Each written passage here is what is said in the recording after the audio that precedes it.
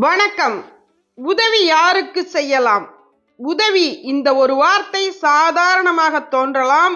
ஆனா சரியான மனிதருக்கு செய்த உதவி உங்கள் வாழ்க்கையையே மாற்றும். இன்னைக்கு என்ன நடக்குது தெரியுமா? சாப்பாடு போட்டா உதவி, பணம் கொடுத்தா உதவி, அதுவே உதவி என்று நினைக்கின்றோம். ஆனா அது எல்லாமே உண்மையான உதவி இல்லை. யாருக்கு உதவி செய்யணும்?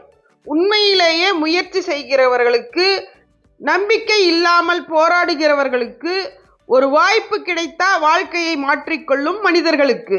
இவர்களுக்கு நீங்கள் செய்யும் உதவி ஒரு விதை மாதிரி நாளைக்கு பெரிய மரமாக வளரும்.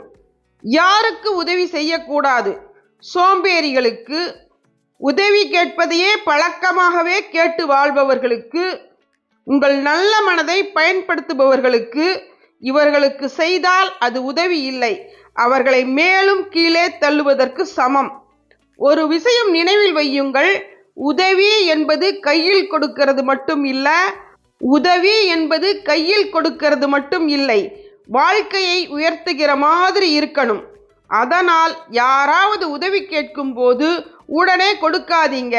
ஒரு நிமிஷம் யோசிங்க, இந்த உதவி அவரை உயர்த்துமா அல்லது அடிமையாக்குமா? சரியான மனிதருக்கு செய்யும் உதவி திரும்ப வந்து உங்கள் வாழ்க்கையை ஆசீர்வதிக்கும். அதனால் உதவி செய்யுங்க, ஆனா யாருக்குன்னு தெரிஞ்சு செய்யுங்க. இந்த வார்த்தைகள் உங்கள் மனதை தொட்டிருந்தால் லைக் பண்ணுங்க, ஷேர் பண்ணுங்க, கமெண்டில் உங்கள் அனுபவத்தை சொல்லுங்கள். நன்றி.